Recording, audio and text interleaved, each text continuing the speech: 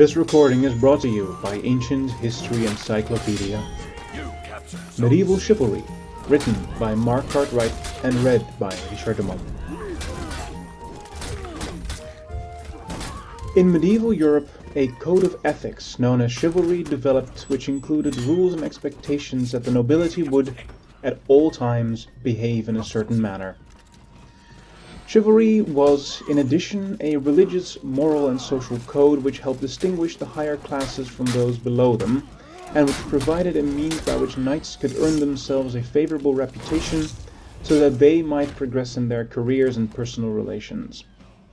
Evolving from the late 11th century CE onwards, essential chivalric qualities to be displayed included courage, military prowess, honor, loyalty, justice, good manners and generosity, especially to those less fortunate than oneself. By the 14th century CE, the notion of chivalry had become more romantic and idealized, largely thanks to a plethora of literature on the subject, and so the code persisted right through the medieval period with occasional revivals thereafter. It was at this moment that he knew. He fucked up. Chivalry, derived from the French cheval, horse, and chevalier, knight, was originally a purely martial code for elite cavalry units, and only later did it acquire its more romantic connotations of good manners and etiquette. The clergy keenly promoted chivalry, with the code requiring knights to swear an oath to defend the church and defenseless people. This relationship between religion and warfare only heightened with the Arab conquest of the Holy Lands and the resulting crusades to reclaim them for Christendom from the end of the 11th century CE. The state also saw the benefits of promoting a code by which young men were encouraged to train and fight for their monarch. The discipline of the chivalric code must also have helped when armies were in the field, but not always, as did its inspirational emphasis on display. Knights preened about the battlefield like peacocks with jeweled swords, inlaid armor, plumed helmets, liveried horses, and colorful banners of arms. The magnificent sight of a troop of heavily armored knights galloping on to the battlefields won many a medieval conflict before it had even started. Romantic novels, poems and songs, chansons de geste, were written which promoted further still the ideals of chivalry with their rousing tales of damsels in distress, courtly love, the unrequited and unattainable love of a married aristocratic lady, and heroic, wandering champions, knights errants, fighting foreigners and monsters, which were essentially the same. The spread of the literature on the legendary figure of King Arthur and his Knights of the Round Table from the 12th century CE was especially influential in instilling the ideals of honor and purity into the minds of medieval noblemen. In the Arthurian tales, only the good and true would find the Holy Grail. Other figures from history which became examples to follow and who appeared as characters in the chivalric literature include Hector of Troy, Alexander the Great, and Charlemagne. There even developed a literature of helpful chivalric guides for knights, such as the French poem The Order of Chivalry, circa 1225 CE, which considered the correct initiation process for knighthood. The Book of the Order of Chivalry by the Aragonian Ramon Lull, 1265 CE, and the Book of Chivalry by the French knight Geoffroy de Chagny, published around 1350 CE. Perhaps the most important of all sources on chivalry for later historians at least was the Chronicles, by the historian Jean Froissart, written in the latter half of the 14th century CE. Chivalry had another purpose besides making people well-mannered: to clearly separate the nobles from the common people. After the Norman conquest of 1066 CE in England, for example, social divisions had become a little blurred, and so chivalry became a means by which the nobility and landed aristocrats could persuade themselves they were superior, and had a monopoly on honor and decorous behavior.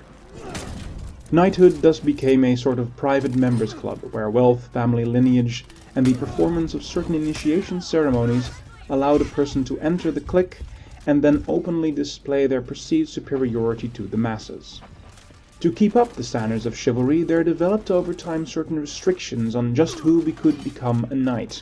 In 1140 CE, Roger II, King of Sicily for example, forbade any person who might disturb the public peace from being made a knight. In 1152 CE, a decree in the Kingdom of Germany prohibited any peasant from ever being made a knight. Holy Roman Emperor Frederick I made a similar law in 1186 CE, banning across the empire the sons of peasants or priests from ever becoming a knight. Gone were the early days of chivalry, where anyone who displayed great courage in battle stood a chance of being made a knight by a grateful lord or monarch. By the 13th century CE, the idea had taken hold across Europe that only a descendant of a knight could become one.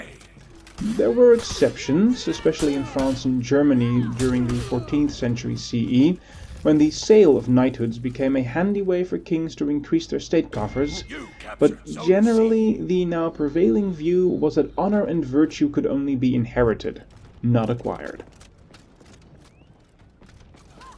There was a downside to parading around the countryside declaring to all and sundry how honorable one was, because the chivalric code also had its punishments for those who failed to meet its standards. A knight faced having his status removed and good name sullied forever if he were guilty of serious misdemeanors, like fleeing a battle, committing heresy or treason. There was even a rule against a knight spending money too frivolously. If the unthinkable did happen to a knight, then his spurs were removed, his armor smashed, and his coat of arms removed or thereafter given some shameful symbol, or only represented upside down. As knighthood and chivalry became more and more important as social status symbols, and at the same time loyalty to the church was replaced by those towards the crown, so specific orders arose, often initiated by monarchs to create a hierarchy within the world of knights. The English King Edward III reigned from 1327 to 1377 CE, was particularly noted for his support of tournaments and the cult of chivalry. At one tournament the king organized at Windsor Castle in 1344 CE, 200 knights were invited to join a chivalric brotherhood, and then in 1348 CE he created the even more exclusive Order of the Garter for 24 chosen knights, plus the king and his son, the Black Prince, who all proudly wore a dark blue garter. The order, with its accompanying honors, still exists today. Already, in Hungary, in 1325 CE, King Charles had founded the Order of St. George, and in 1332 CE, King Alfonso XI of Castilla and Leon had established the Order of the Sash. In France, in 1351 CE, King John the Good, reigned from 1350 to 1364 CE, founded the chivalric Order of the Star, whose specific aims were to promote chivalry and honor. The Order of the Star also imposed a never retreat in battle clause on its membership, which may have been highly chivalrous, but in the practicalities of warfare often proved disastrous. Half the order was killed in one battle in Brittany in 1353 CE.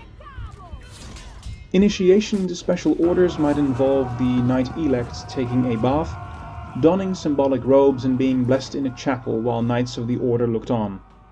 The new knight might also be required to keep a vigil in the chapel overnight, and in the morning and after another religious service and a hearty breakfast, the initiate was ceremoniously dressed by two knights. It was then that he was given his spurs, armor, helmet and freshly blessed sword.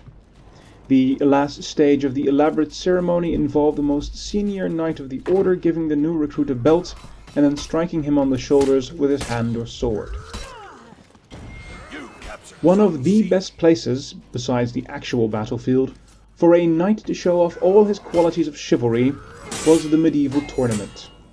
Here, at the mêlée, a mock cavalry battle, or one-on-one jousts, a good knight was expected to possess and display the following qualities: martial prowess, prouesse, courtesy, courtoisie, good breeding, franchise, noble manners, débonnaireté, generosity.